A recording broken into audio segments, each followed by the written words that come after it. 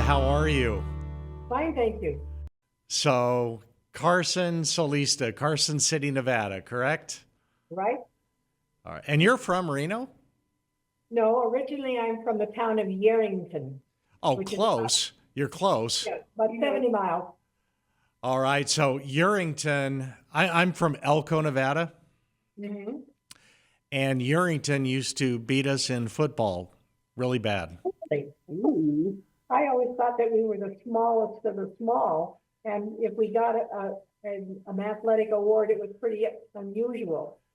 The Yerington Lions, correct? Yes. Wow, you remember. I remember. And is that Nye County, was it? No, Lyon County. Lyon County. Yerington Lions. So, Dorothea, since you're from that area, I remember playing Yerington, Hawthorne, Yes.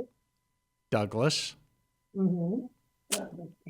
Douglas County over Gardnerville and Minden. Incline. Was Incline competitive? So you were in the 50s, correct?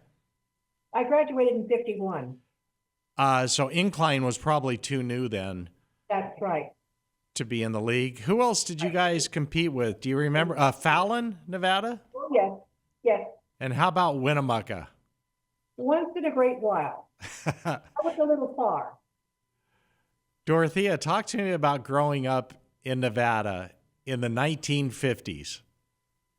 Well, I should say actually the 1940s, because I was, 18 years old in 1951. So have to go back. Yerington was a wonderful little town then. And since then, it's pretty much just two casinos back to back. But it was a real little town. And my father was a meat cutter and my mother was a nurse. And I had this wonderful childhood, a very strong, loving family. And because we were small and had organizations for entertainment for both adults and children, my family were very involved in almost everything that went along, civic and church and whatever. So we felt very much a part of the community always. And when you got into the 1950s, you're 18 now, you're a young adult. Mm-hmm. Did you stay in Yerington for a while? I got married the next year to my childhood sweetheart, and he started out to be a plumber and make a living at that, and we began to build a home. And then he got drafted for the Army for the Korean War. And then he, of course, had to go to Korea. Well, just before he left, I was pregnant with our first child. So it wasn't until he returned almost 2 years later that we were able to start out our married life. And then we had another child. And then after we had been married 8 years, he was diagnosed with terminal cancer and died very young at the age of 30. So we knew that he was going to expire. So he planned that I should take the life insurance money, finish the house that we were building because it wasn't finished inside. And that was in Yerington? In Yerington. Okay. And then take the balance of the money and move to Reno, establish myself in a rental home near the campus, and go back to college. Near the campus of Nevada, Reno? Yeah, University of Nevada, Reno. The Wolf Pack. Yes. But at that age, I wasn't into sports or anything because I was a widow with young children. Sure. So I put my children in school and began my second year of college because I'd had 1 year while he was in the Army and then came home to have a child. So that second year and the third year, and then I met a young man and we fell in love and we got married. And he was divorced with a child who came to be a part of our life about a year later. And we moved to Van Nuys, California, because the job that he had in Yerington was really not sufficient for a ready-made family. So we moved there and set up our home life and raised our children. And he went to work for a small aerospace manufacturing company that made fluid couplings. And 27 years later, he was the vice president of the company. Oh, wow. The children were grown, and the oldest was even married. And then when he was 57, he was diagnosed with terminal cancer and died. So there I was, widowed a second time.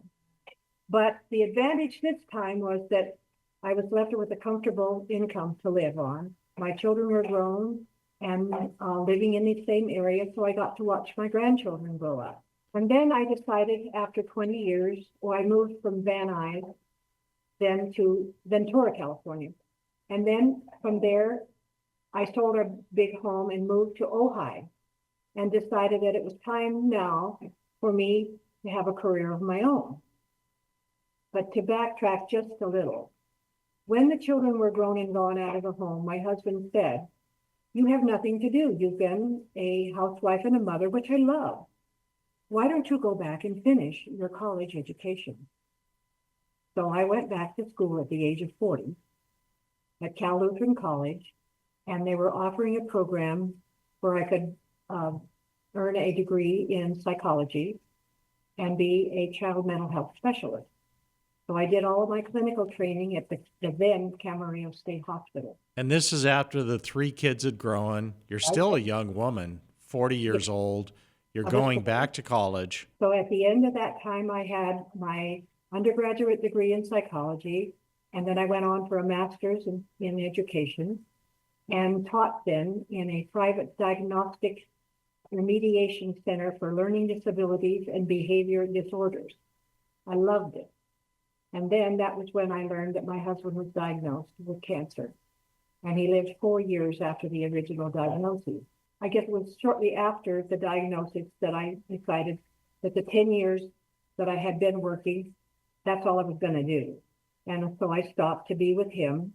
And then when he passed away, as I said, I didn't have to make a living because he left me with a nice income.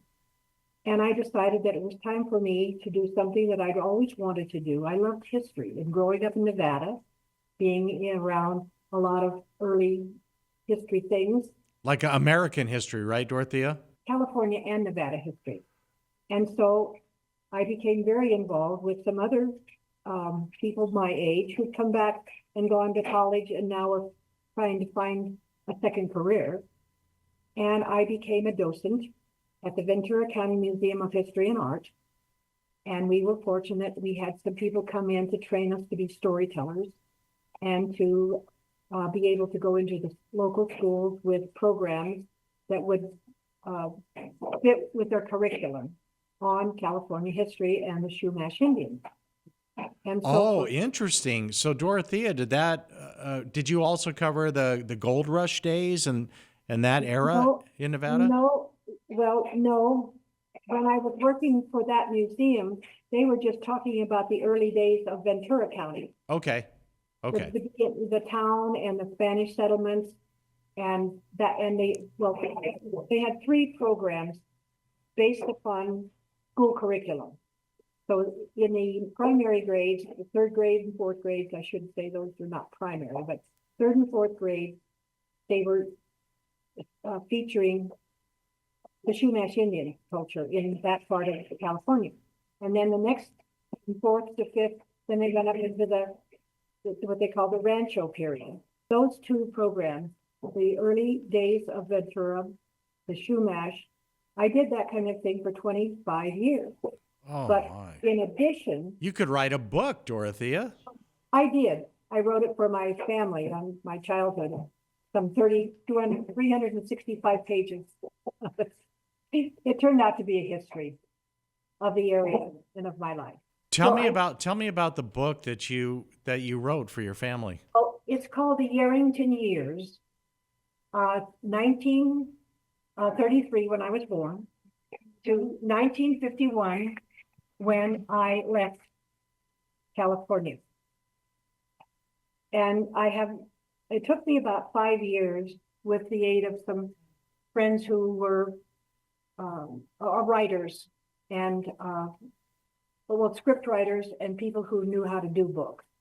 And so I talked into a tape recorder. And as I did that, my friend who did all of the transcription and everything, was a script writer, and she was also a docent, where we were both together and stuff. And then after I said about 5 years of doing this, I finally ran out of all the things I wanted to say. And I took it to a printer. I didn't want to have it published because I wanted it to be 8.5 by 11.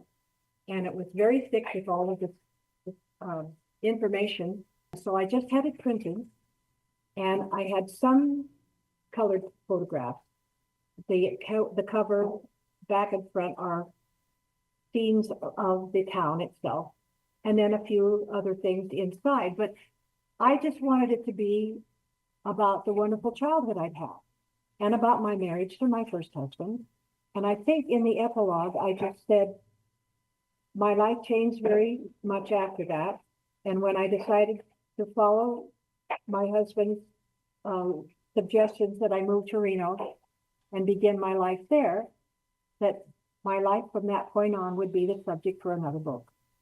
And Dorothea, those books aren't gone. They'll be around forever. What a special gift that is. Well, I know that my granddaughter, who now, well, her two children are now out of college, she would read to them sometimes in the evening before they went to bed. She'd read chapters to them from Grandma's book. How does that make you feel? Oh, excellent. Beautiful. My oldest son had 4 children, 3 sons and a daughter, and only one son who has no children. So I have 11 great-grandchildren. 11. They've married and had kids, and yes, I'm sort of the Annie Mame, if you remember that. I'm the Annie Mame. Of course I remember that. And then because I still like to dress up and play act, I am still the Annie Mame. And obviously you still keep in touch with the entire family, correct? Yeah. Oh, how blessed are you? That's beautiful. Dorothea, another question that is just really, what an interesting life. But when you brought up writing a book, being a docent is a different level. Oh, yeah. So writing your book, you were probably a stickler for accuracy and recall. So it probably took you longer than most because you wanted to make sure that everything was accurate and not embellished, because that's the way docents are, right? Right. That's why it took me 5 years to write the book. So that book, although you wrote it for your friends and family, that's a piece of history in itself. And speaking of that, growing up in Yerington during your teenage years in the late 40s, come on, we're talking after World War II. It's the big band era. There's a lot of fun going on. And you mentioned that you had a wonderful childhood in Yerington. Recall some of those memories. It's a Friday night, Dorothea. You're in Yerington, Nevada, and you're ready to go out with your friends. What are you guys going to do? Well, if it was Friday night, you didn't go out. You went out on Saturday night. Saturday was the big night to go out. All right. We had a lot of organization. This was prior to television, of course. We had a number of civic and fraternal organizations in Yerington. And our parents belonged to at least 2 or 3 of those. And then we had things that the kids belonged to and were active in high school. So one of the big community things was public dances. So you'd have this, it was called, first of all, it was called the Rink Hall. It had been a building designed as a roller rink, and it was never used. Now, this is way back in the 30s. But the people that owned it decided that they would rent it to the high school, because at that time, our high school had no gymnasium. So this roller rink became the gymnasium, but it was also where you held all your city public events and all your dances. That roller rink was the gathering place. It's That's multi-purpose. Anything social that went on was at the roller rink. So I remember going with my parents when I was just about 10 or 11 years old. They would take us to the dances for a certain period of time, and then they would take us home, and my grandmother would then babysit. But when we became old enough to go to the dances, my father, who was a superb ballroom dancer, he and my mother would get out on the dance floor, and they were like Ginger Rogers and Fred Astaire. but he taught us to dance. And the custom was that when you got through the door of the rink hall, past the stag line, then you sat on the bleachers. The orchestra is down at the end of the hall. So when the music starts up and the dance begins, then my father would go over and first he would dance with my mother, and then he would take my sisters and I, and he would dance us past the stag line. And that was the signal that they had permission to come and ask us to dance. So Interesting. then the rest of the evening Okay. was that each of the guys would come and you'd dance. And then sometimes the older men, my father's friends, would come and ask you to dance. But the orchestra was called the Desert Troubadours, and it consisted of a piano player, a guy on the saxophone, maybe drums, and a bass fiddle. And then that kind of changed a little bit through the years. There would be different ones, but basically they were there to entertain. And this one lady, Alma Johnson, was the pianist for many years. And she played beautifully, but she had a little tick.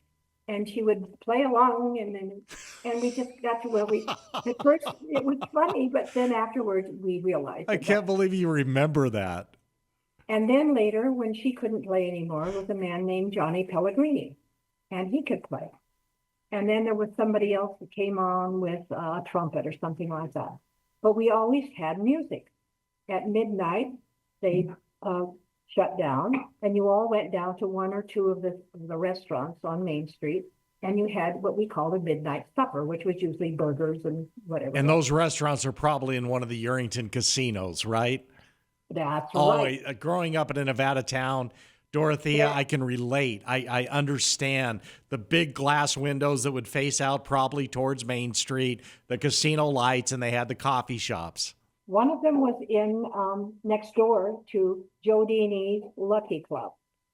At that time, they had not included a restaurant. On the other end of town, there was a saloon on the corner. There had been an old hotel, which was now a cafe. And then there was, I think, one other. Oh, there was a soda fountain. Those were the three places that you went to eat. Now, when the Anaconda Copper Company left Yerington, and businesses that were owned by local people, their children did not wish to take over when the parents were retiring. These two Italian families that each of them had a saloon on the end of the middle block in the center of town. In my estimation, they just bought up everything right up to the building that used to be the bank. And right now, that building, which is an antique store, is the only thing that's keeping these two casinos and their restaurants from being back to back. So Yerington, as I knew it, is gone. It's not a real town anymore. But when I go to visit my sister-in-law who lives there with her family, and I talk to people who have come recently, sometimes they're retired, sometimes they're young families, they love it there because it's quiet, it's safe. But they don't mind going all the way to Reno or to Carson City to shop. When we were there, a trip to Reno was all day. Oh, absolutely. And you dressed up and you went early, and then you did your shopping and you got home about 4:00 in the afternoon. And you had been to the big city. Oh, you're bringing back some wonderful memories of that whole area of Nevada. Spent a lot of time there. And Dorothea, when you were going to those dances, did you have that beautiful red hair that you have now? Yes, I was born with a lot of beautiful red hair. And I didn't start graying until I was in my 50s. I'm 91 years old now. And when I was about 55, the gray began to come in, but it was so gray around here that I thought, I am not going to do this. I am not going to have this hair like this and be faded out and be a washed out old redhead. So I started having it dyed. I have made it a point that when I wrote the chapter in my book about my life as a redhead, I said, I don't care if I have wrinkles like a prune and I have no teeth. When I die, I will die a flaming redhead. Oh, and you are still gorgeous. So you know, you're absolutely beautiful. And Dorothea, that's a name that you don't hear much anymore. But Bon Jovi, who's, a rock act, his wife and high school love, Dorothea, and he's still with her today. My mother chose the name because she said it was Greek for gift of God. So that's how I got the name. Well, my mom named me Dave, but Dorothea, you wouldn't believe what she'd call me. It would depend on how I was behaving. Dorothea, I've enjoyed this. What a wonderful lady. What an incredible life. Congratulations on your family, on your book, and just talking about that area of Nevada. You've given me a gift today. We're in Arizona now, Dorothea, but I miss my hometown and I miss Northern Nevada.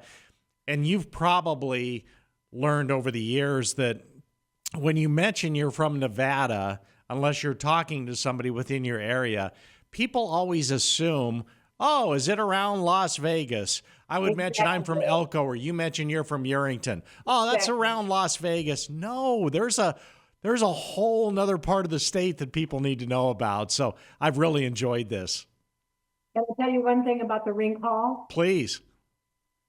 There was a young man who's, we never did know where his father was, but his mother was a lady who was, she just never socialized with much of anybody, but he didn't have much discipline, and he was the town bad boy.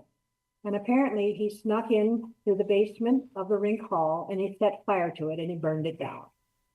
And he went to what was called the Reform School in Elko as a result of it. NYTC, Nevada Youth Training Center.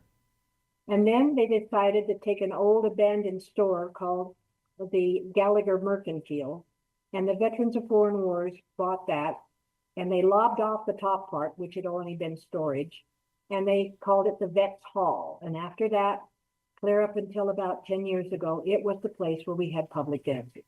Hey, let me ask you about Carson City and Carson Solista. Tell me about Cogir and living in that community. So I moved here, but I brought all my costumes, I brought all my stuff, and hoped that I would get reinstated. Well, as of about 6 months ago, I'm reinstated. It's excellent. Now I'm a docent at the State Museum.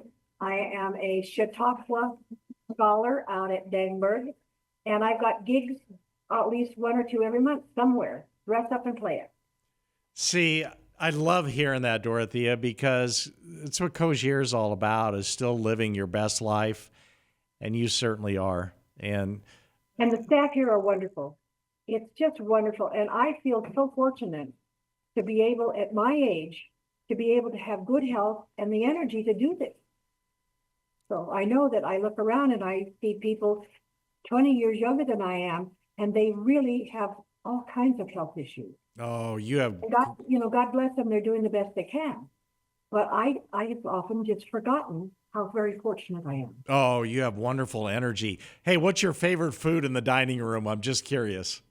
I think they had a meatloaf that had the gravy, and it was just like I remember my mom making, with the mashed potatoes and gravy. Oh, that's the But best. there's been, lately, we've had a good chefs. There's been a lot of really tasty meals, but I think the old home, down-earth kind of thing of meatloaf and gravy and mashed potatoes. You know, Sounds pretty good. Dorothea, if the meatloaf gravy is good enough and plentiful enough, you don't need butter on the mashed potatoes. No, And you don't need a knife either for the meatloaf. that's right. Just turn the fork over and dive in. Well, you and I have covered all of the big issues. And although I am a proud Elko Indian from Elko High School, and I know you're a Urington Lion, Lion supporter.